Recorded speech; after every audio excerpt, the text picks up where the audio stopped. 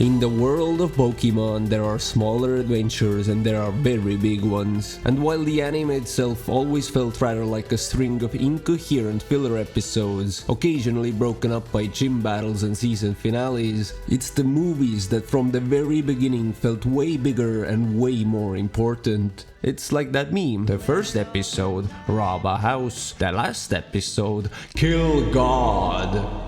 I too went on a journey to rewatch every single one of these movies in order of release, to determine the best and the worst, from the absolute rock-rough shit tier to the purest form of cinema there is. All 22 movies from my least to most favorite. Yes, I said 22 movies, as I'm excluding 2 official releases, each for pretty obvious reasons. I know the title says every and ever, but that was a blatant lie. Get clickbaited. Firstly, we're disqualified Mewtwo Strikes Back Evolution, as it's such an odd one out. It's a 3D remake of the original movie, and unlike the other one like it, this one's just a blatant retelling that looks and feels worse in every way. I wouldn't even know where to rank it. And the other one is of course Detective Pikachu. Don't get me wrong, I love this movie to bits, but obviously it's a very different kind of movie, which lacks the one key piece that ties the rest of the franchise together, and that is none other than Ash Ketchum from Pallet Town. As Horizons doesn't have a movie yet, this whole thing really is Ash's journey, from the very beginning up until the very end, and that just feels right.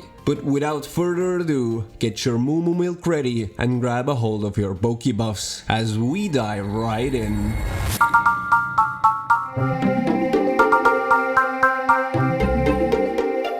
If you're one of the 4 people that grew up loving this movie, I am so sorry for what your ears are about to witness, because this movie sucks.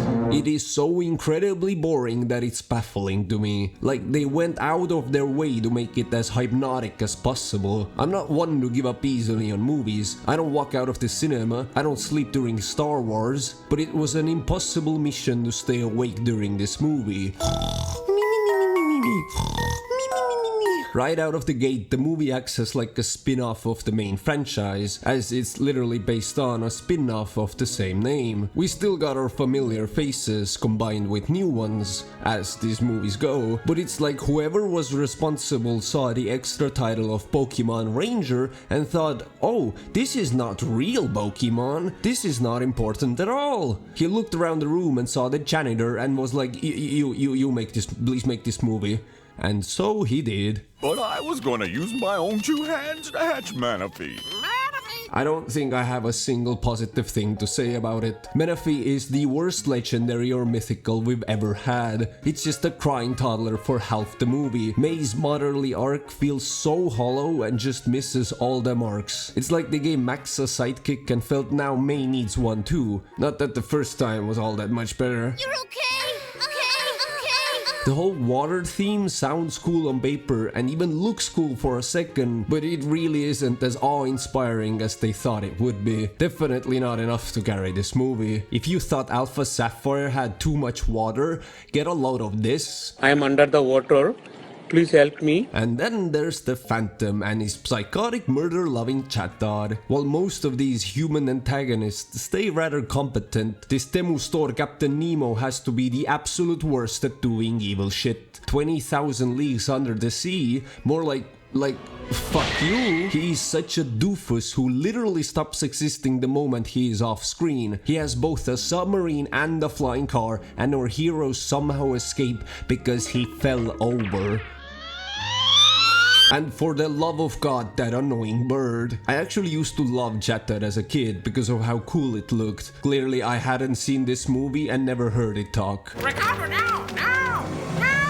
Shut up, shut up, shut up! This is one of those movies that if I start thinking about it too long, I just open Letterboxd to lower my rating by half a star until there are no more stars to give and I unlock the movie, because I'd rather not live with people knowing that I watched that one. I I remember very vividly the hype leading up to the release of X and Y, this franchise's transition to 3D, the trailers, the leaks, the immense speculation of what Mew 3 actually is. It was the very first time I'd been fully immersed in the pre-game locker room excitement, and it was well worth it because the games were great. So can you imagine the disappointment that I felt when I watched the first movie of this whole generation and it turned out to be Diancie and the Cocoon of Destruction? My disappointment is immeasurable. From the get-go, there is like something very wrong with the edit. Like instead of an epic opening or the classic Pokémon.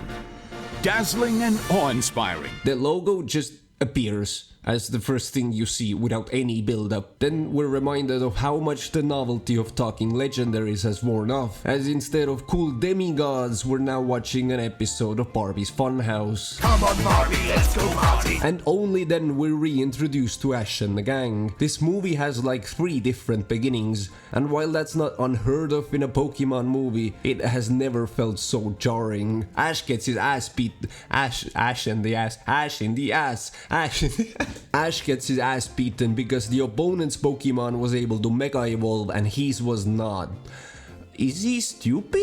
To be fair, the transition to the plot itself felt pretty natural. Ash has a repetition of randomly stumbling upon all these mythical Pokemon without any explanation, and at least this time that boring trope has been made like a tiny bit interesting. There's not 1, not 2, not 3, but 4 villains in this movie, and while some of them look and act pretty cool, at the end of the day they all suck Voltorbs. We get one of the only twist villains in the franchise, and the payoff of that reveal lasts a whopping half a scene. And the Veltal is just a destructive force like any other, no personality anywhere to be seen. I do find it cute that during the big finale they did a switcheroo of the original movie, with Pikachu getting stoned this time, but even with the callback, the emotional hits just aren't there. And after taking its sweet ass time, Xerneas shows up, they have a bit of a staring contest, and the movie just kind of ends. And that's it? Well, yeah, and honestly, I wouldn't even be too mad if this movie was just meh. But Diancie as a character is so weird and dull and kind of annoying. And the Garbink, oh, the Garbink are about 100 times worse.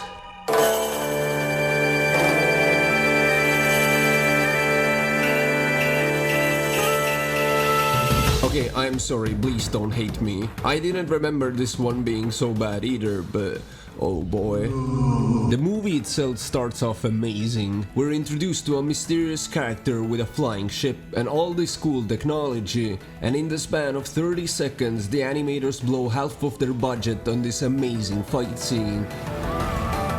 But what follows is probably the weakest opening of all of these movies. Ash and the crew are just on a boat for 5 minutes. I'm on a boat. One eternity later. I'm on a boat, eh? Oh no, there's a storm coming. Oh no, the waves look a bit different now and the sky's dark, but it's just the same motion of animation for 5 fucking minutes. Then they have the first of 2 incredibly realistic boat crashes, and behold, the dialogue for the rest of the movie. Well, then I guess you must be his girlfriend. Ugh, gross. Oh, I don't think so. Can you shut the fuck up? There's literally only 2 things in this movie, and one of them is somebody accusing Ash of being Misty's boyfriend and then Misty crashing out. I'm not even exaggerating. Over half of the dialogue is just Misty going, "He's not my boyfriend, ew!" I don't think she has any other lines. I'm not kidding. He's not my boyfriend. He's a boy and he's a friend, but he's not a boyfriend.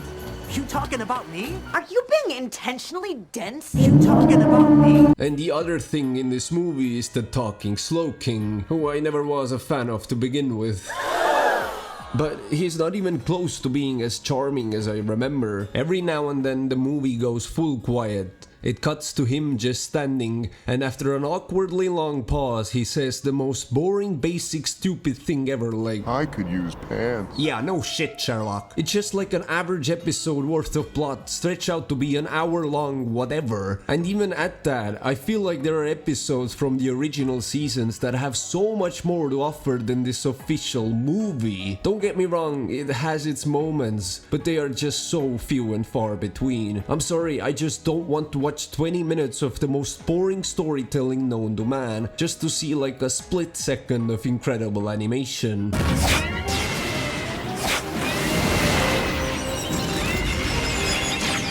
At least there is one single saving grace to this movie, and that is Meowth's dialogue, which might just be at an all-time best. Yous two don't need the opposite sex because you got each other. What does that mean? Funny.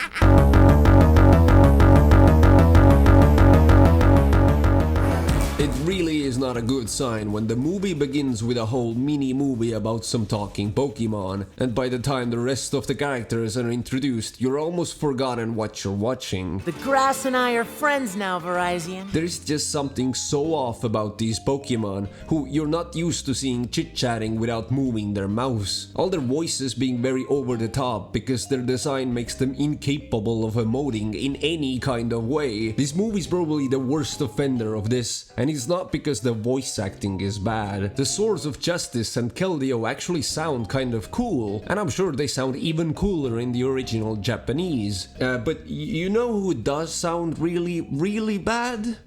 Kyurem. I don't even remember him having a voice, but this dude goes from a badass introduction to losing all of his aura in less than a minute, and all because he just opened his mouth. Sword of Justice. Very well, then. Then we transition from an abandoned train station to not so abandoned one. This movie has something with trains. I don't know. Actually, the whole of Unova has something with trains. New York, baby. And the movie once again kind of just happens. Keldeo doesn't seem like a bad sidekick. By the end I was almost cheering for him, but he is still so far from being S tier. Or A, or B, or C, or D, or E, or... There is a reason why characters like Zorua and Mewtwo work well, and why characters like Gobalion just don't. You have a fine sword. Kyurem. Maybe I'm dunking on all these talking Pokemon a little too unfairly, because not even the humans are well written. Iris, I love you, girl, but did you hit your head? What is wrong with you? First, she tells a blatant lie. Kyurem is the strongest. Dragon-type Pokemon in the world. Then she tells another blatant lie. That's why Kyurem's the strongest Pokemon in the world. And then she goes and steals a freaking blimp. What the hell, girl? Her whole personality in this movie is just one joke repeated 3 or 4 times. I do like this battle that's going on in the background. It makes the moment so much more lively. Too bad the rest of the city is just empty. A problem many of these movies have. Where's the people? Where's the Pokemon? Where's the freaking world building? Small moments of Pokemon doing goofy shit is what makes these movies so special. And there's barely any of that here. Then Keldeo gets over his erectile dysfunction and saves his My Little Pony friends in what is actually a pretty cool final battle. It's like one of the animators saw the first few episodes of Sword Art Online, remembered they actually have a budget, and at the very last minute tried to save this movie, but it was already too late. When I started this entire rewatch, I thought this movie might land at the bottom of the list. So I guess you could say that I was at least a bit pleasantly surprised, but god do I wish some of these legendaries would just shut their noggins. There's not even Team Rocket here to give us a much needed break, as they were reduced to just a measly credits cameo. What is there to even talk about? 2016 is maybe the best year for cinema, or at least it would be if it weren't for this damn movie. Look, there is nothing inherently wrong that this movie does, but no, actually, that is a lie. There is a lot this movie does wrong, but it does have its charm. No, you've got to admit, Makirna's heavy. The Pokemon world is usually painted like a paradise, the perfect society where wars, diseases and politics are such a non-issue. It's mentioned almost as like hidden lore. One by one, the free lands of Middle-earth fell to the power of the ring. But as the movies have a lot of human antagonists, the themes of animal brutality is not a foreign concept, and I think this movie might just be the best example of that very thing. The way you come to learn and see how these human-hating wild animals eventually start trusting their new friends is very wholesome, and the villain's whole thing is that he doesn't care about Magearna's literal soul being lost, because it's all in the name of progress. Dude, you're making even Team Rocket cry, like chill out. Actually, Magearna as a whole is such a wonderful little character. Their dynamic with Volcanion is very cute, and I'm so glad they didn't make her talk, because she's all the much better for it. For you, I would walk through fire and water. And, that's about it. The rest of it is pretty skunky. Actually, the way Ash gets stuck with Volcanion, a character who wants no business with him, is pretty clever, even if most of the time it makes no sense. How did he change out of his clothes if he has that thing on? What the f— And I guess Kimia's design is also pretty cool, but that's it. The use of forced Mega Evolution is so underutilized. The villain pretty much has no personality. The super cool, amazing city of mechanical marvels has like 3 scenes of screen time. Why would you set up this idea of a city with endless possibilities if the best you can do is an escalator? Yes, I'm a simp.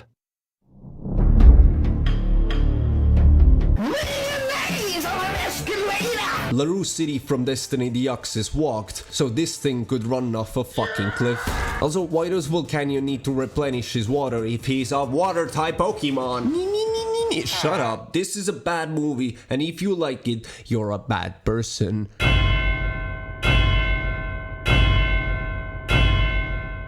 The original run of the first few movies is such a weird time to look back on. The company essentially scored a home run on their very first try, and when it came time to make sequels, they proved they actually had no idea what made the original so great. This one is not as offensive as the movie 2000, but it is pretty much just as hollow on the inside as that one. It's not even that the idea behind it or the initial execution is bad. No, it's just that there isn't enough here to make up a movie. The runtime is about 70 minutes long, and they somehow still fail to fill it with enough entertainment to keep the viewer engaged. Maybe it was a different time. Maybe I'm just from a different brain-rotten generation. Or maybe this movie is just mid. Do you think we're gonna get a bigger part in the next movie? Yes, the unknown are cool for like one scene. Yes, Entei is really cool for like one scene. And yes, the imaginary castle is super cool, especially for the time, but they barely do anything with it. We get a few awesome set pieces, and the moment Molly ages herself up is pretty neat, and the underwater battle is probably the best scene in the movie, but then the rest of it takes place in dark caves or this pink bedroom we got back to for the millionth time. I don't want to see Ash's mom sit in silence. Show me all the cool shit. Teddy Ursa, huh? Figures a cute Pokemon trainer'd have a cute Pokemon. You are a fast mover. Please have a seat right there. I get that at the time they still probably had a very limited budget, but don't make your whole movie about this if you don't have the time, skill or money to show me this. Bitch, that's like filmmaking 101. I'm not kidding, I literally have nothing more to talk about with this movie. Throughout the entire watch, I wrote down 2 notes, and one of them was Comic Sans.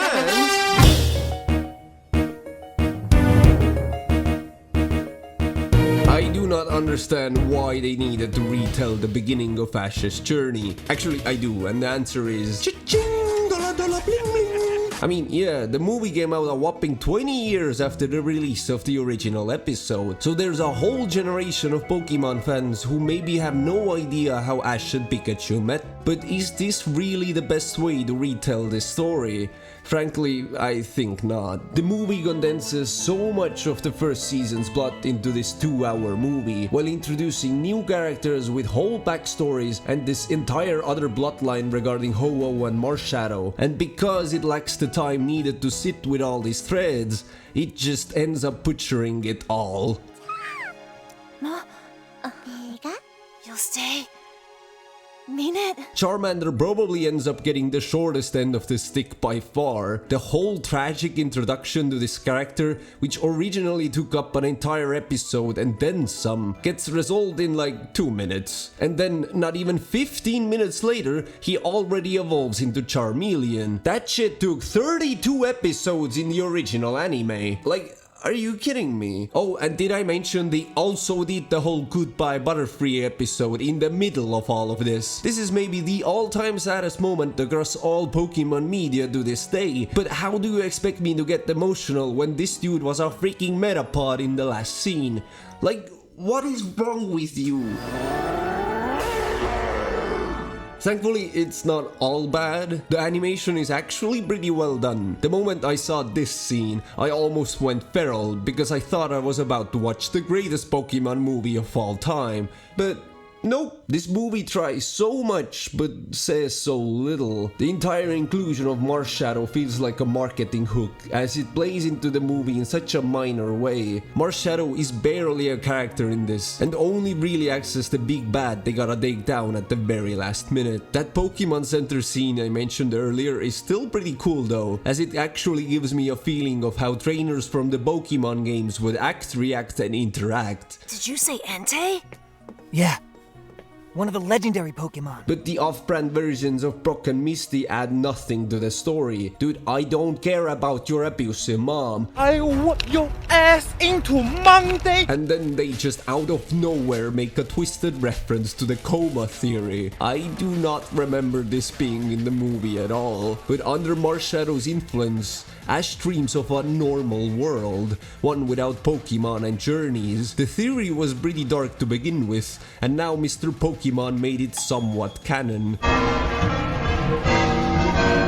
Then there's a Your Name Easter egg, and then Pikachu started talking, which made me want to self-destruct out of cringe, and only then the movie, thankfully, finally ends.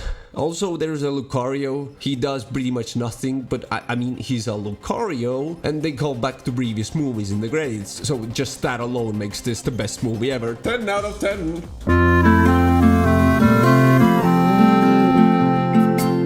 When you tell a story about a Pokemon whose main thing is sleeping, I feel like you don't exactly set yourself up for a very exciting movie. This is one of 2 movies I felt tried to actively put me to sleep, but this time around everything in it is infinitely better than last time. This is awful in every way. The movie starts out pretty low-key, but gradually builds itself up for a rather epic finale. To become the very best trainer ever, and to meet lots and lots of girls. I think I've finally come to the conclusion that Max and May are my least favorite travel companions that Ash ever had. They're both so self-centered and childish. Like, even Bonnie feels more grown up than the 2 of them combined. That being said, the movie is actually pretty dope. You'd think that making the setting a deserted canyon would be like shooting yourself in the foot, but the moment a big circus rolls into frame, things get pretty magical. No, like, I actually think these guys might be wizards. There's no science that could explain whatever this is supposed to be. You're a fucking wizard! Butler as a villain works pretty well, as his turn into the antagonist role takes some time, and you kinda understand and sympathize with him. Well, before his creation becomes far more evil than he ever had the intention of being. The problem mainly lies with Chirachi, as by design it brings very little to the table. The relationship it eventually has with Max is very heartwarming, but the dude's asleep for 90% of the movie, and when it does talk, it's at the pace of somebody sending a Morse code. Jirachi, get rid of the problem! Get rid of problem? Okay. For the first time ever, the opening montage wasn't a battle or whatever this is, and while the construction of the circus looks pretty cool, I feel like this was a bad omen to come, as I have a little theory about this that we'll talk about later. Also, can the narrator shut up already? Ash and his friends have taken a detour from their Pokemon journey. The one thing these movies commonly struggle with is sticking the landing. Most of them, even the ones that I don't like, usually start out really well and lose any and all momentum they had by the time the credits roll. But this is how you make a grand finale.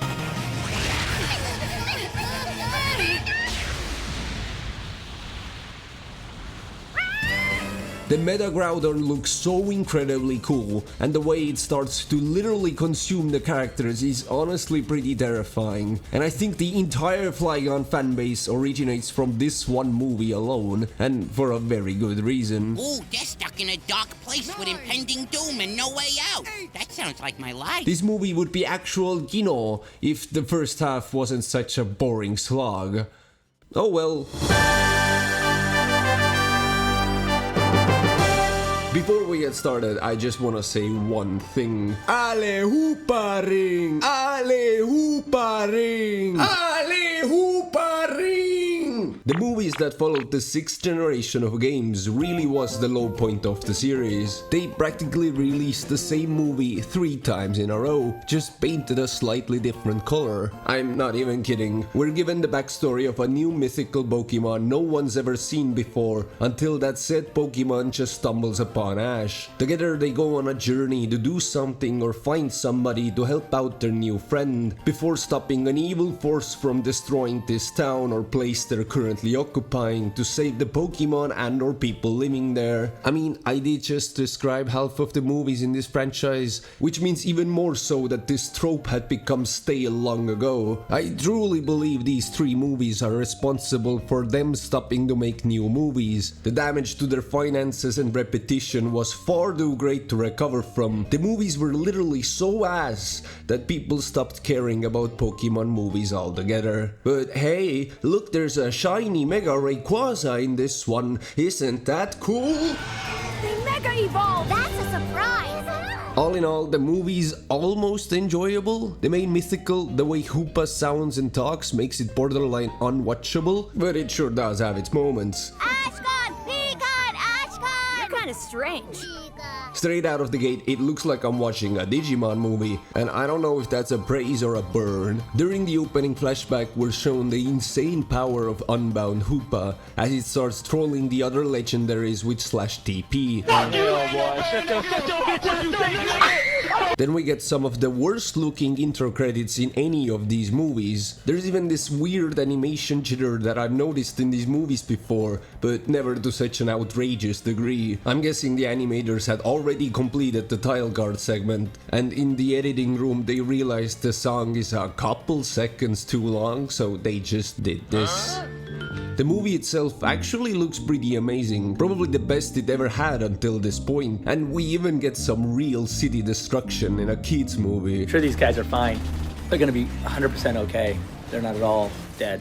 Those guys. The whole marketing bait of "look how many legendaries there are" is so on the nose. It's cool to see some of these guys again, and especially cool to see some fight and interact who haven't had the chance before or really ever since. Hoopa's whole thing in the Ruby and Sapphire remakes was to teleport legendaries around, so thematically it checks out. But I feel like they don't do enough with the legendaries, and it just gets a bit too noisy by the end. Like, did they really need to get a cameo from God and bring Arceus into this? Arceus. Arceus? It's Arceus. Arceus? Arceus. Oh my god, just pick one. And once again we get a taste of real freaking wizards in a Pokemon movie. If I had a nickel something something, weird it happened twice, right? Actually there was a 3rd time as well.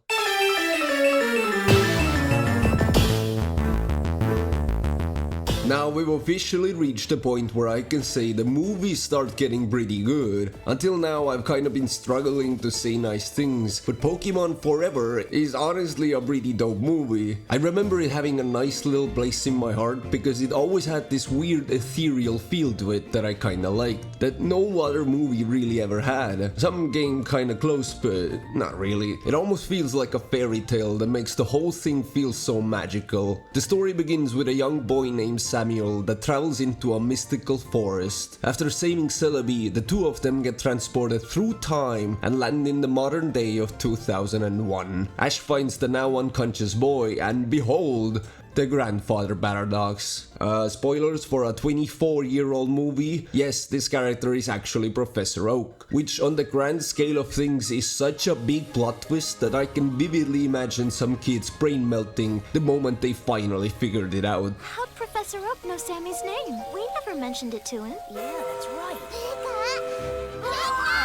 The movie doesn't even outright say that was the case, but there are so many hints throughout the movie, which I find really cool. I mean, it makes absolutely no sense, as most time travel stories don't really. The repercussions of this movie set in motion a cause and effect that would tear a ripple through the time-space continuum. The universe would literally split open only to leave behind a huge crater called the Blood Hole. Like, how can Sam grow up to give Ash his Pikachu if Ash is forever 10 years old? How can this man even live without going mad with such a huge secret? Ash only ever received Pikachu because he was late. But Oak couldn't have possibly given him a different starter because he already saw in the future that Ash and Pikachu are partners. I always found it weird how there's only one of each starter Pokemon every time we see anybody selecting them. Oak probably just lied to keep the universe from collapsing in on itself. To be fair, the franchise would come to revisit time travel at least a dozen times, and those make barely any sense either, so it really does not matter. But come on, Ash, this dude was literally destined to screw your mom the moment you met him. Ah yes, my grandson,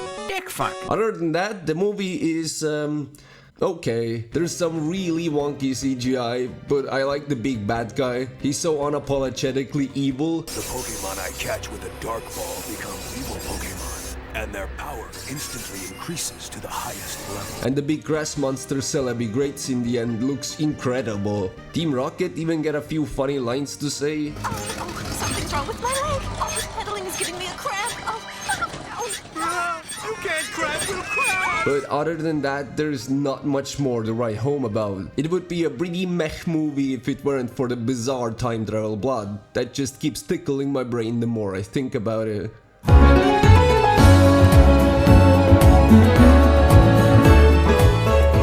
At the time of making this video, there has been no word of Horizons receiving its own movie, so as of now, Secrets of the Jungle stands as the 22nd and final movie in this franchise. I was honestly kinda sad when I realized the movie's credits were about to roll, and my 4-month journey was about to come to an end. Thank God they didn't end things with a stinker though.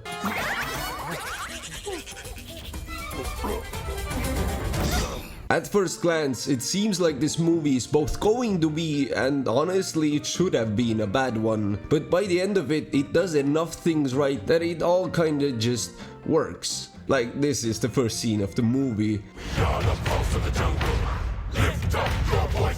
Coco is such a well-developed character, and his relationship with Dada carries this whole movie. He's the real main character of the movie. Ash is just tagging along as usual. My name is Coco.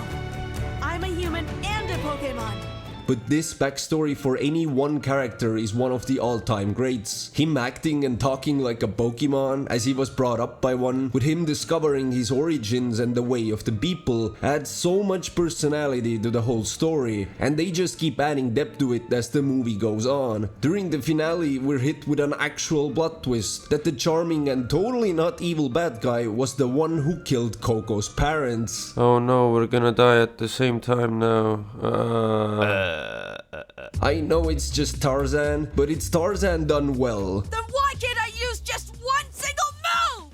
Just what am I? That being said, it's not all sunshine and rainbows. The soundtrack is pretty weak for a Pokemon movie, except for the credits, which sounds like a very nice send-off. And we're once again hit with some false marketing. I don't know who at the headquarters keeps making these decisions, but whoever he or she is probably thinks these movies are for kids. Nobody will notice or care. But joke's on you, I noticed and I cared. Celebi was used as one of the key characters in advertising this movie. Not this Celebi, not this Celebi, but this Celebi. It was in the trailers, posters, all kinds of promo art. There was a trading card and it was all over social media for a hot minute. There was even an official distribution in Sword and Shield. But the actual Celebi all that shit was promoting was pretty much absent from the movie. They mentioned Celebi pretty early on, but Celebi itself only appears at the 1 hour and 32 minute mark and has a screen time of about 34 seconds. All in all, it's nothing too memorable, but the dynamics between these characters who start out hating each other and learn to like one another shows real character development, which sometimes is very lacking in these movies. And Coco, a human made of flesh and blood, uses a Pokemon move at one point, which is as bizarre as it is epic. Okay, I'm giving up. They're all just wizards who know real freaking magic, I guess.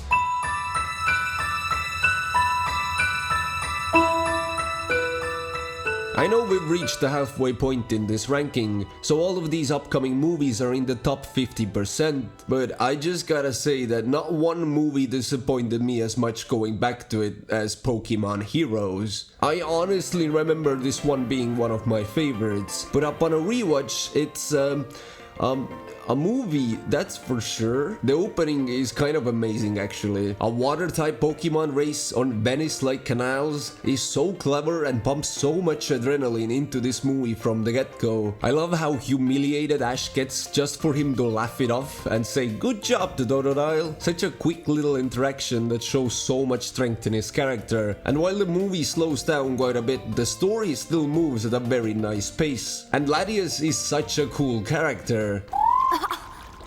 Thanks, Latias. She combines the best parts of all the playful companions Ash has ever had and will have. Ash and... Why is his name so hard to pronounce? Assassin's Creed. Huh?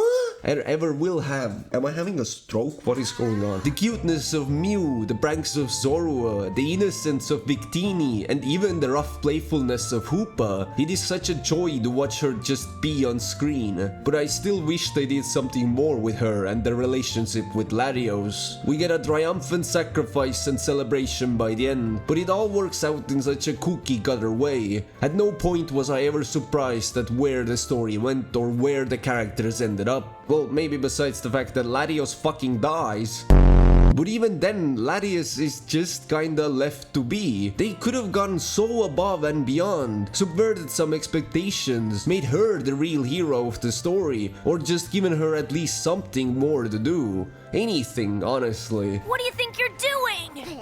We're just trying to prevent a fashion disaster. The two villains also start out really interesting. They're so arrogant and tech-savvy at first that it creates instant intrigue, but by the finale they're just two helpless screaming blondes, and one of them isn't even blonde. Even Team Rocket feels like a letdown. They're barely ever given anything significant to do in these movies, but at least they usually got something funny to say. Not this time.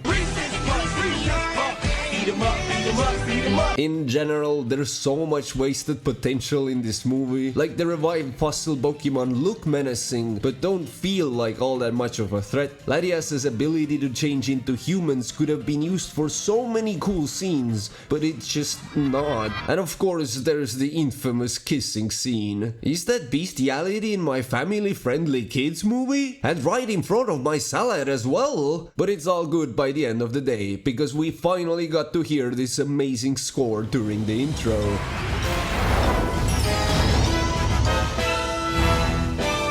And we also got to see, well, this. This one scene alone makes this movie worth seeing. Like, goddamn.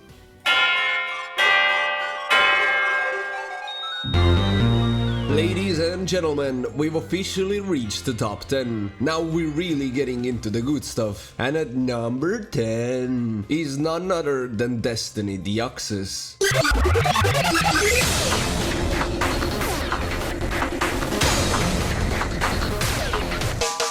This movie creates so much emotion in me that I don't even know where to start. Well, for beginners, the setting is one of the all-time greats. The entirety of this movie takes place in this technologically advanced city, and every bit of its design turns out to be a smoking gun. The security doors, the assistant droids, even the freaking trash can becomes a crucial part of the movie when those in control of the city lose control of the city. And Deoxys might just be the greatest villain these movies have ever seen, even Mewtwo included. The sound and design of it is so creepy, and the way it just stands there, while saying nothing and doing nothing, and yet you can still feel its presence is, well, kind of incredible. The way it switches between the different forms looks amazing, and even the whole backstory just lands. Throughout the whole movie, the Oxys is shown as this unstoppable evil wreaking havoc, going toe-to-toe with one of the strongest legendaries there is, and almost causing total destruction of the city. And at the end, it turns out it was just looking for its friend. Well, isn't that nice? I'm so tired of villains being talked down through the power of friendship. It makes you, the viewer, feel so stupid and instantly sorry for hating the villain for even a second. Hey, just wondering if you got your photos printed? Logos printed? What? After all this praise I've given, you'd think that I'd rate this movie much higher on the list, but, well, it still has its problems. The pacing just straight up sucks pokeballs. As usually, we start off with a bang, followed by half an hour of slow and kind of boring character building. There's way too many of these guys, and none of them start becoming interesting until the third act rolls around. And without this cool city, I fear most of this movie would just fall flat on its face. Rayquaza is introduced as this force of nature that has come to right some wrongs, but for the sake of the plot, he's trapped outside of the city for most of the movie. The action scene with all the security cubes looks really cool, but it goes on for too long, gets way too extreme, and eventually just turns into noise, at which point it's pretty difficult not to zone out. And I don't want to sound like a hater, but Munchlax has way too much screen time. Hey bro, watch your jet. Watch your jet, bro. Watch your jet! I mean, even he eventually gets his moment to shine in saving the city. But did we really need to see this slow-ass choke 3 separate times? I get it, he's one hungry fella, but it's just not that interesting. Nonetheless, this movie has and always will be very dear to me, even if it is a pretty flawed one at its core.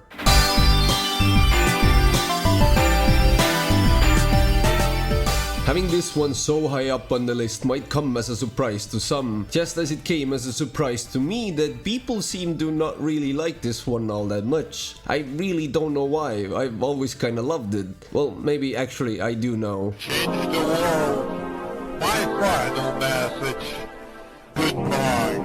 First, let's discuss the elephant in the room. This movie is actually 2 movies. For the first time ever, they did what they've always done with the games and released multiple versions of the same thing that are technically different, but not really. I don't know why, now of all times, they decided to pull this, but in black we get Reshiram and in white we get Zekrom. And there's one lesser known detail across these versions, something that I've always found so very special. The Hydreigon and Golurk we see throughout the movie, one of them is shiny, and which one depends on the version you're watching. I don't know why, but I've always found this super cool, and by extension always preferred the black version, because shiny Golurk is amazing. Damn, I bet he get all the bitches. It's kind of stupid how much of a broken record I'm starting to sound, but can you believe me if I say this movie starts out really strong and kinda fumbles the end? From the very start we get a very sweet scene that introduces the mythical Pokémon without having it actually meet Ash. This works so much better for the movie going forward, as these two have time to become characters on their own time, which makes their eventual meeting all the much better. He's so fluffy, I'm gonna die! Our characters arrive in the town to take part in the battle competition, which takes them all over the place. It not only shows off the new Pokemon, but also gives us a tease of the setting we're gonna be seeing for the rest of the movie. And of course we get the fan favorite needle drop the moment the battling starts. Then let's go! I mentioned the theory I have before, and it goes as follows. If the intro moment of the movie, the scene where the initial credits pop up during the music montage, if that scene is of a Pokemon battle, the movie is going to be great. But if not, then, well... Stop! He's already dead! Not always true, but it is a theory after all. A Pokemon theory.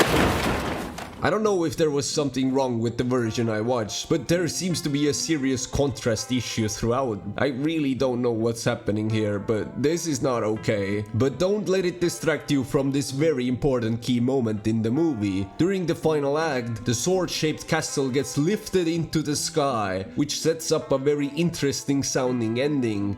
And it then all crashes down from that very sky. The movie somehow gets 10 times more boring the moment they leave the town. Ash canonically goes to space, the villain gets talked down, and everything goes back to normal.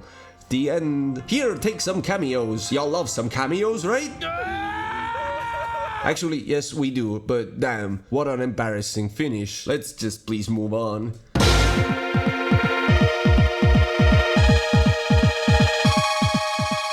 Ho ho ho ho ho! Now we're getting to the good stuff. Yeah, baby! That's what I've been waiting for! In the distant year of 1998, the world was blessed with Pokémon, the first movie, and kids all across the globe lost their freaking minds. Me included. Literally one of the first memories I have of being alive is of looking through old VHS tapes at a thrift store and coming across this holy relic. It wasn't even in a language I spoke, but it didn't matter. I needed it. And well, the rest is history. It's kind of funny looking back and realizing the Pokemon Company managed to hit a near perfect home run on their very first try, and then didn't hit the same kind of high for another 8 movies. Actually, that's kind of a lie, as when the movie originally came out, it was only 75 minutes long, and very soon everybody realized that's barely enough to even call it a movie. So they went back and added a bunch of stuff, which is why you and I have probably seen different versions of this very same movie. I don't even know which versions I've seen, but the full thing includes the Pikachu vacation short, the weird Mew jungle prologue, the origin story of Mewtwo, and only then the actual rest of the movie. This whole part which gives Mewtwo a character arc was an afterthought. I don't even wanna imagine how bare bones this movie was originally. Unlike most of the other movies, this one takes some time to get going, but delivers so well during its final moments. Outside of Mewtwo and maybe Mew, none of these characters feel all that impactful. It's probably because of the weak dialogue, as these best of the best trainers really don't sound all that competent. Or maybe it's the movie's way of showing how helpless this situation is, and it's actually genius and I am the dumb one. I pitted them against each other. But not until they set aside their differences did I see the true power they all shared deep inside. I loved all these clone Pokemon as a kid, but after all these years it just doesn't hit the same. Except for Meowth, who on meeting his silent counterpart delivers one of the hardest lines dropped in a kid's movie. Maybe if we started looking at what's the same, instead of always looking at what's different, well, who knows? We get the infamous punch in the gut that is Ash's death. I'm pretty sure this did some permanent damage on some children's mental state, but it was all worth it as we got to watch maybe the best ending any of these movies have to offer. Mewtwo comes to an understanding that sentient life, no matter the origin, is more similar than any of us could ever imagine. That no matter how many worlds apart we are, we still feel the same and think the same. He decides it's best none of this stays remembered and wipes everybody's mind. I would say the lore implications of this are crazy, but none of these movies are technically canon, so it really does not matter. At least the next time Ash meets Mewtwo, he really does not remember who Mewtwo is. So even if we act that all of these movies are in their own separate continuity, it still makes sense. Then again, Mewtwo doesn't remember Ash either for some reason, so phalanx me in the bullocks. The movie has its highs and lows, but at the very end of the day, it's still one of the most influential animated features we ever got. If it wasn't for the success of this movie, we probably wouldn't have gotten nearly as many movies as we did, and I wouldn't be here today talking about them. Well, on my ranking, you only made the 8th spot. My hat is still forever off to you, dear sir. Godspeed, Pokémon, the first movie.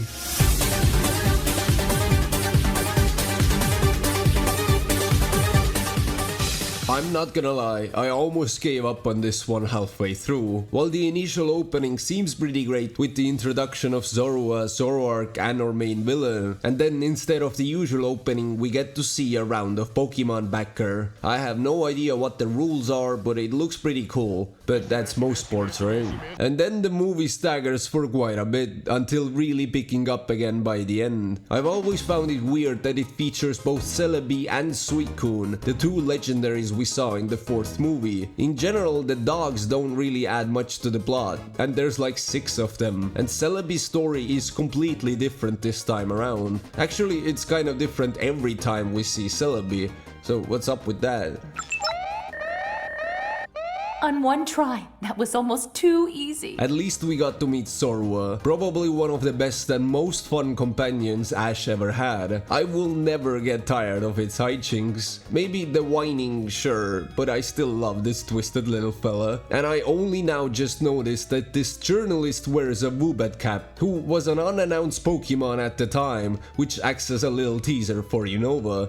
Pretty cool. There is something very endearing about this movie, and I love the dynamic the good and the bad guys have. It doesn't feel like your typical story arc. The movie is very transparent about the twist it's gonna pull on the characters, and understands not to waste time setting up very apparent plot twists. Except for this one, which actually works very well both in the context of the movie and for the viewer. Like, even our heroes feel like they don't have time for any shenanigans. They solve mysteries, create elaborate strategies, and are always on the move to outmaneuver the goons. It doesn't feel like your typical point A to point B movie. It has a shifting dynamic that actually gives the whole story a lot of fuel. While it doesn't hit every mark head on, almost completely missing some altogether, it still pulls through as we're progressively spoon-fed important context. It only becomes apparent what the actual goal is halfway through the movie, which normally I wouldn't say is the best way to structure your story,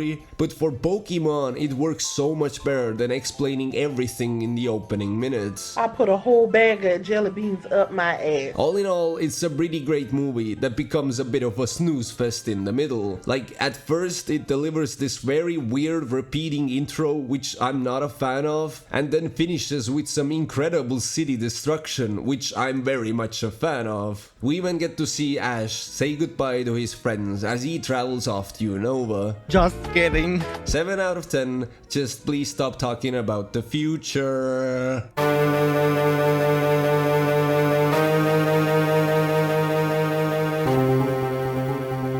Considering how good and influential the first movie was, it's almost unbelievable to say that Mewtwo's second outing was even better. I know that's a rather hot take, but this movie has always been very special to me. The story of not 1, not 2, but 6 different artificial Pokemon created by Team Rocket is a very interesting ground to build a story upon. And yes, maybe the whole thing is a bit flawed, but when it mattered the most, they pull through. You stubbornly refuse to understand.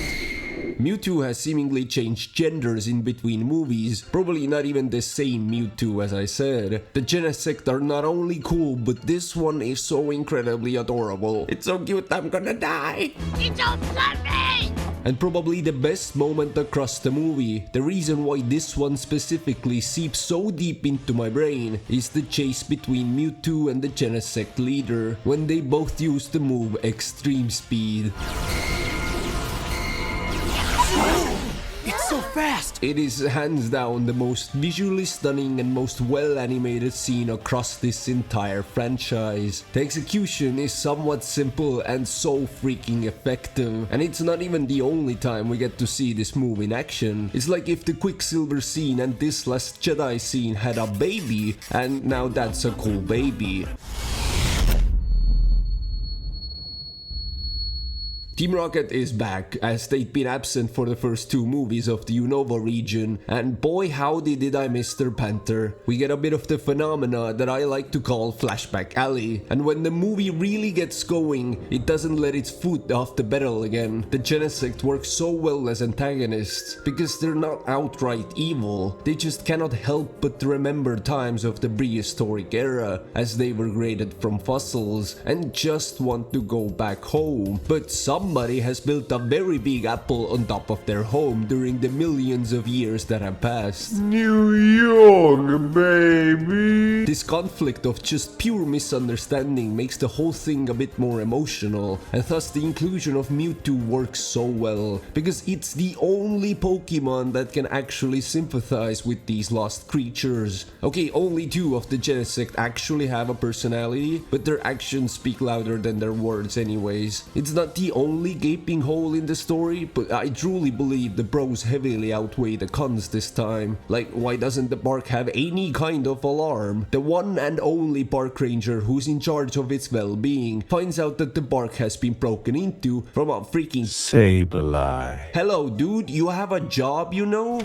Good evening, honey. Another day at the Pokemart. But then it's all forgiven the moment we get this scene. This is the planet we both come from. The planet on which you and I were created. Am I tripping, or is that actual foreshadowing in my Pokemon movie? Bravo! Bravo!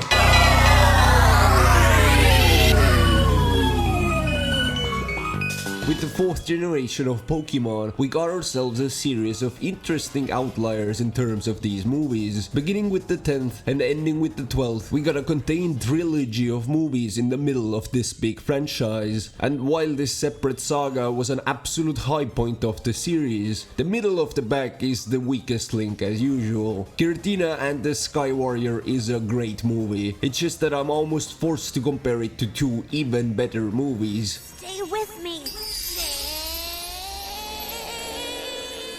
It's gonna be weird to talk about the events of this movie without you knowing the full context of the story yet, but I'm gonna do my best. Giratina has beef with Dialga, and then starts beefing with Shaman as a way to traverse to the real world, or rather to bring Dialga back to the reverse world so they can keep beefing. But because we are talking about some of the strongest legendaries to ever exist, actual gods of time and space, the repercussions of their powers quite literally suck our heroes into the middle of this chaos. The distortion world itself is a really cool place to look at. It was already cool in the games, but here they expand upon it so well. I'd say it's the best execution of a weird dream dimension out of any of their attempts.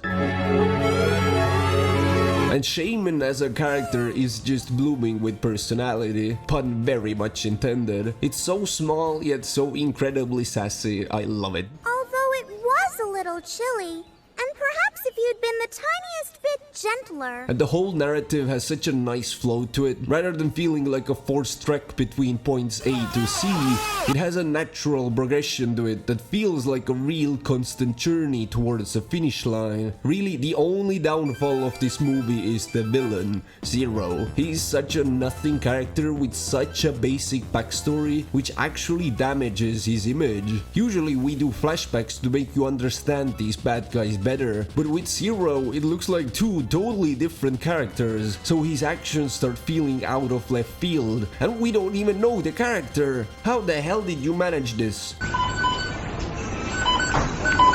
Also, he has an AI girlfriend who looks pretty cool, but is nothing more than a background extra. And did he really need a flying fortress? Haven't we seen enough of those already? 1, 2, 3, 4. How many flying ships are in my store? I do love the ending, as just defeating Zero wasn't enough, because the crash of his whatever causes a big enough explosion for an avalanche to start forming. At the very last minute, the stakes are pushed to 11, and we get an extra ending that's even more intense than the real ending.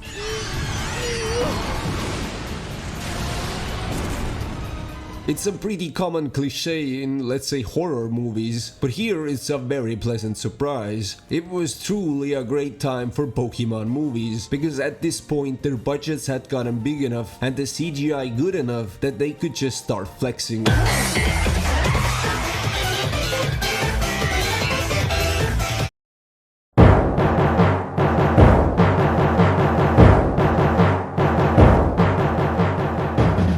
Somebody probably just had a heart attack seeing how high I ranked this movie, but this thing is amazing, and that is a hill I'm happy to die on. Yes, I also wish they'd gotten a different voice actor for the god of all Pokemon, but that's pretty much the only negative thing I have to say about it. You're saying this is the jewel of life?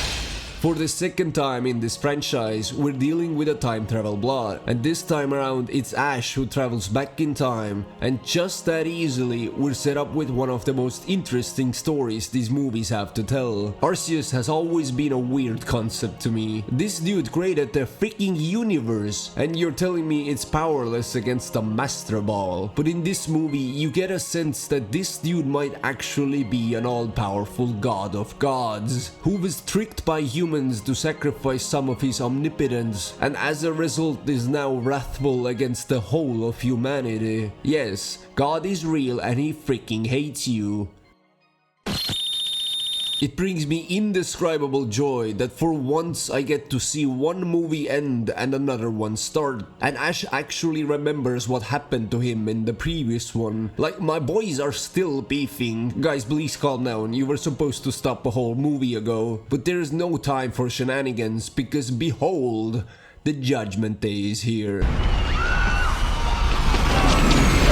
The Ancient Sinnoh is such an interesting setting to base your movie in. This is like seeing Sam's prototype Pokeball times 100. And once again, the movie doesn't spend too much time setting up the obvious plot twist. I love that these movies have come to an understanding that not just 4-year-olds watch them, and that there is no point marinating the big twist that the viewer chews through the moment it's introduced. Like, duh, the blue guy is actually good and the red guy is obviously bad. Hold up. Wait a minute. So instead of the movie wasting effort on tricking the viewer, we can enjoy watching the other characters getting tricked, discovering revelations, and then going to their very limits to right the wrongs. Just thinking about the finale of this one gives me chills, with lifeless Arceus just sitting there and not moving, with Ash and Pikachu slowly disappearing from existence itself. Like, goddamn. You can't leave this world hating us! I won't let you! The fact that the writers are threatening the characters from being written out of reality as a whole is pretty crazy. It's not just the town getting flooded or losing its greenery. Ash and the Co went back in time to save humanity, and somehow as a result they almost managed to make things even worse, with most if not all of recent human history about to disappear in the blink of an eye.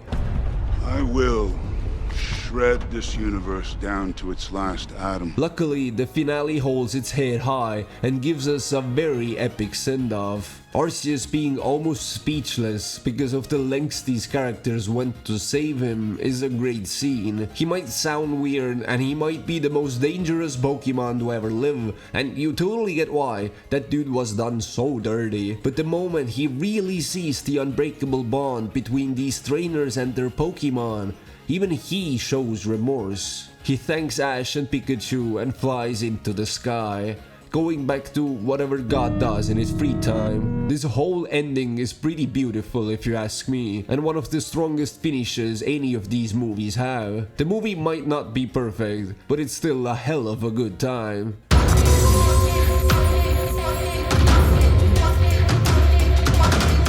This marks a real turning point in the franchise. Up until now, we've seen some bad movies and we've seen some good ones. Some absolute bangers and a few flaming piles of mud brace shit. But these 3 movies are so well made that they've become some of my favorite animated movies ever. And we're starting off with none other than Lucario and the Mystery of Mew.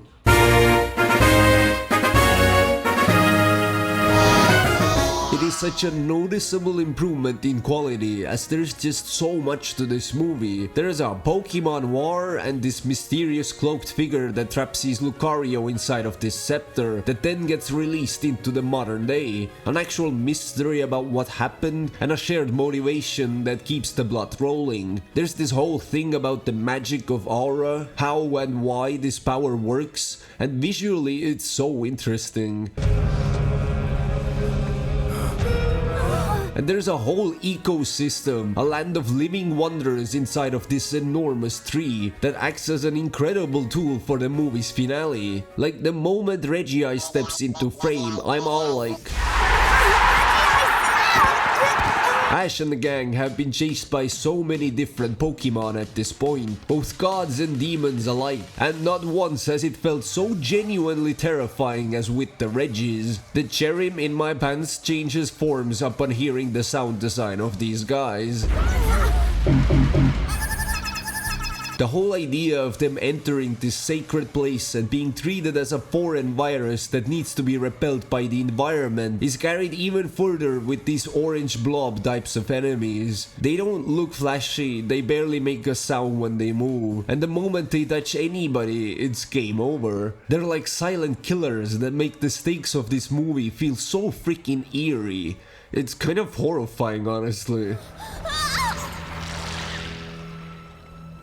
But don't worry, this is a Pokemon movie after all. It's not like anybody's actually going to die. Right? Right? No. In this movie, Lucario freaking dies. He doesn't faint, he doesn't go into some deep slumber. He actually really dies for real. In the final moments of the big finale, we learn that Sir Aaron, this guy, didn't abandon Lucario or the kingdom. It was because of his sacrifice that these lands were brought back from extinction. And now, hundreds of years later, the same thing is happening. And the only way for it to be stopped is for Lucario to make the same kind of sacrifice. We get one final flashback set up perfectly with these time flowers throughout the movie. And then... goosebumps. I have to go, Ash.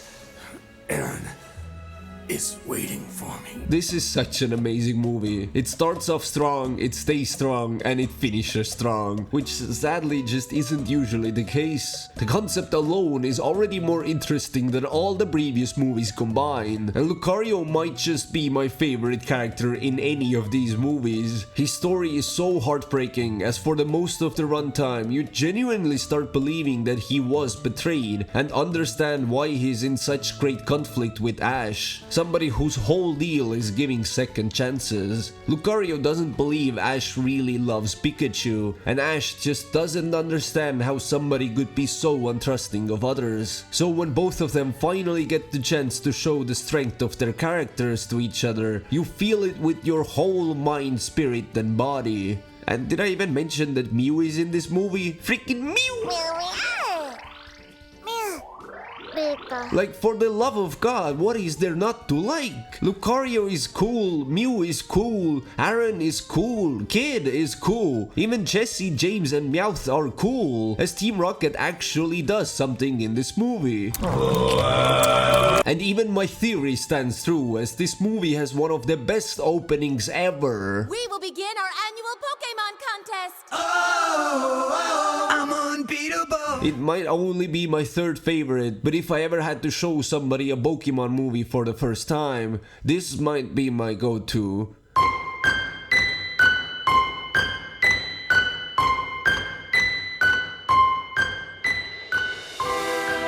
When I originally started this rewatch, even before I actually started to watch the movies themselves, I was so genuinely sure that this movie was gonna win the top spot, as I remember it being my favorite of the bunch. But I am actually very pleasantly surprised that at second place, we have The Rise of Darkrai.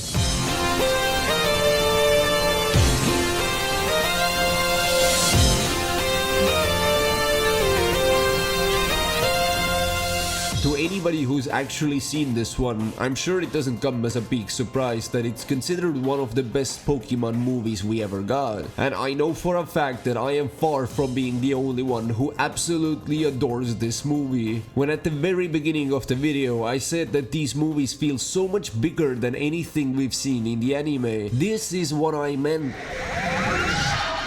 Our dimension is through. And finally, I am able to tell you how this incredible sub-trilogy began in the first place. Due to a rift in the time-space continuum, Palkia wandered into Dialga's territory, and when these titans clashed, the aftermath was so great it rippled through 2 more movies. This event is straight up referenced in the following movies, and you have no idea how happy that makes me. The fact that even just some of the story carried over between movies, so I, as a viewer, am rewarded for my dedication. We have gotten small references in between movies, but that feels more like a nod. And there are those who were born of our dreams.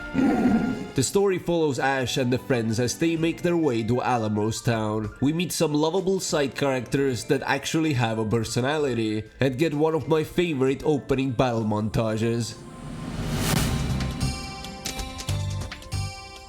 And we're introduced to Darkrai, a mysterious and seemingly sinister Pokemon whose whole deal is giving horrific nightmares to both people and Pokemon alike. While we already know that there's something bigger going on, the effects of that take a bit to reach our characters. So Darkrai is used as an amazing red herring as the entire town goes after him, thinking only he could be responsible for the weird things going around.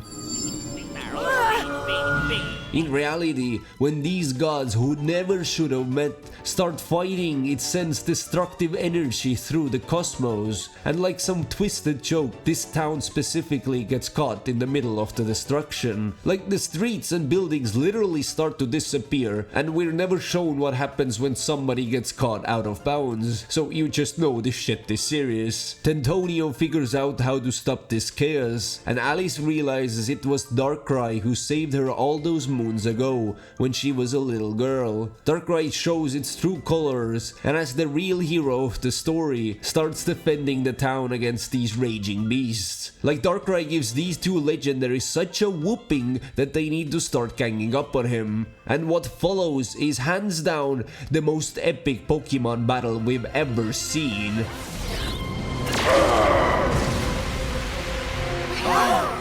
Massive hit after massive hit.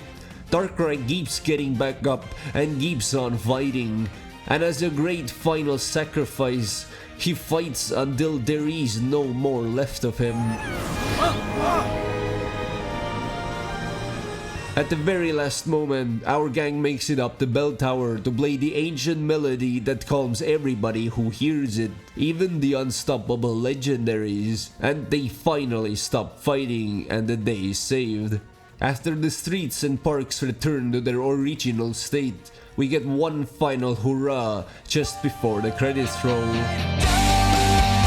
No wonder people really like this one. I feel like the stakes have never been higher and the action has never been so grand. These side characters feel so real and human that you just can't help but root for them. Like there's this semi-antagonist named Baron Alberto that turns into a licky for some reason, and he goes from a kind of dislikable bully to one of the most adoring characters I've seen in these movies. Like he literally goes into battle with Darkrai, not his Pokemon. He attacks Darkrai using Pokemon moves in order to try to save everybody. That's like real character development right there.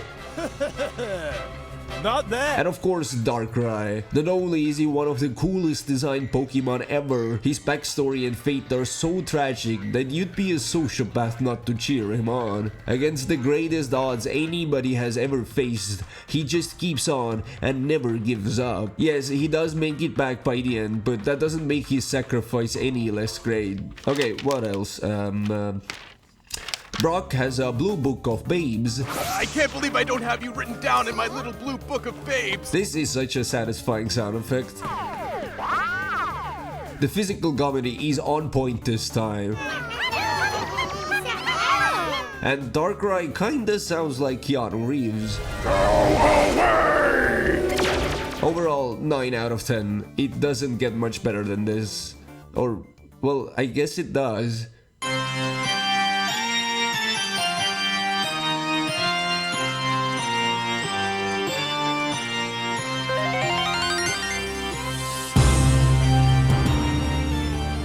I absolutely cannot fathom how I've got practically no memories of this movie. I remember a big yellow cat and like a power plant explosion, maybe. But upon a rewatch, I very soon felt a kind of spark go off in my eyes, as I realized I might just be watching some absolute cinema right now.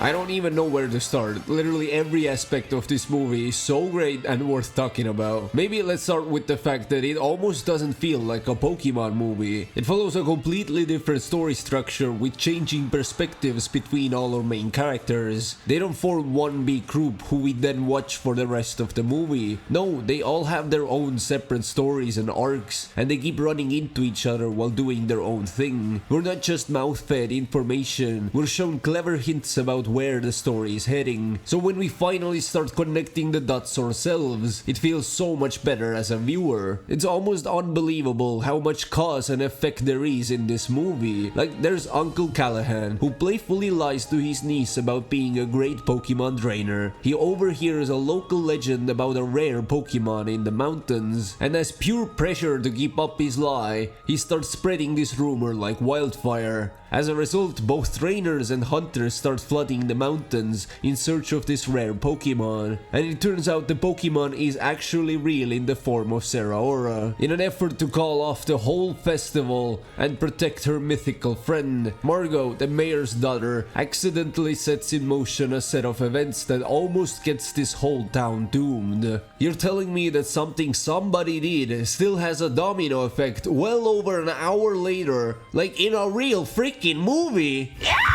If I started listing everything I loved about this movie, we'd be here until Generation 10 comes out.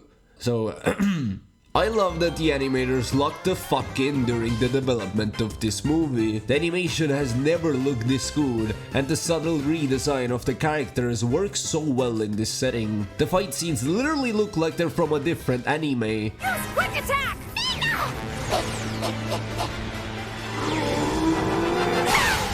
I love that Zeraora is introduced only well into the second act of the movie. This automatically makes him a more interesting and intriguing character, as the movie gives time to build up the mystery rather than shoving him in our faces the moment the movie starts. I love how Torren is so incompetent and socially awkward it's almost painful to look at, and that nobody actually stands up for him until he does it himself. I love how Risa has such a normal hobby like running. It feels far more relatable than a character wanting to become an explorer or a Pokemon professor. And I especially love how she's not thriving to be a good runner. She already is, one of the best actually, but because of an accident she's now too scared to run and would probably never run again if it weren't for her new sidekick. I love this expanding group of Pokemon that start following this old lady that hates Pokemon, who had sweets and elixirs spilled on her. She keeps telling them to shoo, but the group just keeps on expanding, to a point it's actually funny to look at. Like, did all of them really need to come up here?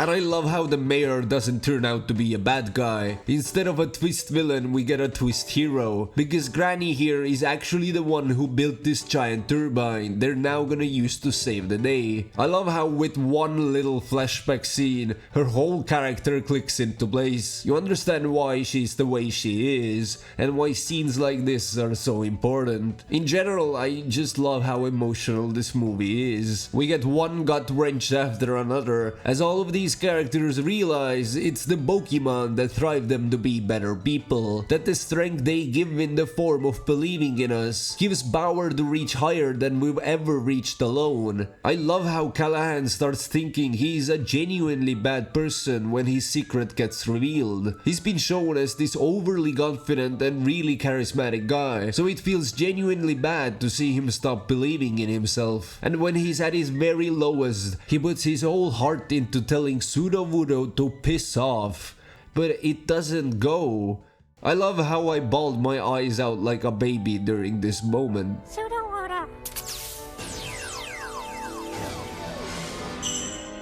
And I love how I kept weeping when I kept seeing all these characters overcome their weaknesses because they have their best friend by their side always and forever. I love how this sweet, quiet Chansey gave Torin the power to finally speak up. And I love how Risa was given the task to return the beacon that calls home Lugia because she and only she was fast enough to make it there in time. I love how I went absolutely feral during the watching of this very scene. Get ready for our Pokémon power! And finally, I absolutely love how Ash is barely a main character in this movie. We've seen Ash, we know Ash. This is his penultimate movie on his entire journey. This kid needs no more character development because he's already his very best self. Instead, he's used as a motivational tool to glue the rest of the cast together. He gets along with everybody. He's always the first one to dash into danger. He's the one character whose every word gives motivation to everybody around him and pushes them to be the very best like no one ever was. And that's called Pokémon power! This is the only scene I found kind of cringe, but just because the delivery was a bit off doesn't make this quote any less important, as this moment is called back to again and again as people keep reminding themselves of what Ash said. They show that Pokemon power is a real thing, and together anything is possible. The movie gives by far the best feel and definition of what Pokemon is all really about. It's not about catching and battling colorful little creatures. It's about believing in yourself, no matter how hard it might be or how dire the situation might look. If you trust in that belief, then you can achieve anything you could ever dream of. And then a bit. I love this movie. This is so nearly not just a perfect Pokemon movie, but a perfect movie, period. This movie fills me with so much emotion and energy that I really feel that I could jump out of my chair and reach the stars. That even though Pokemon aren't real, their positive energy still seeps through to our reality. That I really could achieve anything I could ever dream of, if only I just put my whole mind and soul into it. That's a feeling only the best of the best cinematic sensations have ever made me feel. It's been weeks, now even months since I rewatched it, and I just can't help myself but to keep remembering all the cool stuff I saw in it. Like, it has that awe of Pokemon without even showing a single one of them yet. How does one even do that? How is that possible? And there's so much heart in this movie, both tragedy and comedy. I already talked about the avalanche of sad scenes, but this movie is also very funny. Like, the movie gives us goofy ass scenes like these. Thank you, Ash Pikachu! Ah! Where are your eyebrows? Ah! And at the same time confirms that both terminal diseases and terrorism are canon in this universe. How in the flipping Flygon can you balance these two themes and do it so seamlessly? I literally want to give a 20-minute standing ovation because of how good this movie really is. I could probably keep talking about how much I love this movie forever, but this video is already pretty long, so I'm gonna draw the line here.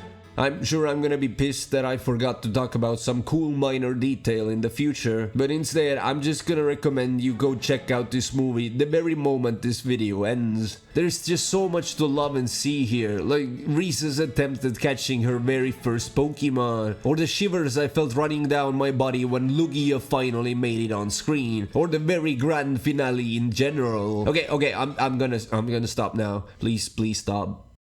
Or when Risa's brother makes a big return the moment you forget about him, or how these hunters are scared off with the threat of lawyers, or how I thought this was a real Ditto for a second or— No! God, please, no! No!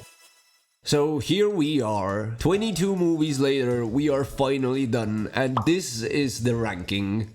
Whilst the list as a whole is more or less what I expected, there are some surprising outliers here, like the Geldio movie not really being as big of a dumpster fire as I remember, or the cursed Pokemon Ranger movie being infinitely more garbage than I could have ever imagined. I also have a distinct memory of the whole franchise going into a downward spiral the moment the 5th generation ended, But luckily, joke's on me. I'm also still pissed that movies like Heroes and Destiny Deoxys didn't rank higher on the list, as taking off the nostalgia glasses really damaged the reputation of some of these movies. Some diehard fans might have noticed that no, I didn't include Arceus Chronicles in this ranking, as to be honest, I'm not sure if it's classified as a movie. It has the runtime to be considered one, but none of the official listings have it included, so I thought it best not to include it either. I wouldn't have too much to talk about it anyway, so Now you're talking!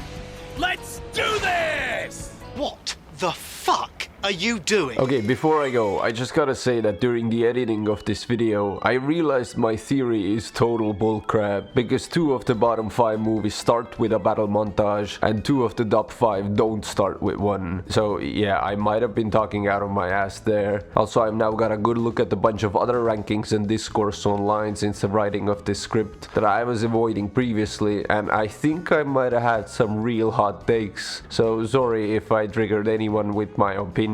Please do feel free to spam the comments with hate speech to drive up the engagement. Okay, no, but seriously, I'd love to know what are your most and least favorite Pokemon movies, because this discussion is quite a lot more divisive than I first thought. Thank you so much for watching, and if you enjoyed, leave a freaking like. I am done asking nicely, just hit that damn button or else. But this is where I say goodbye for the day. Remember to keep dreaming big, and I hope to see you again real soon as the journey continues.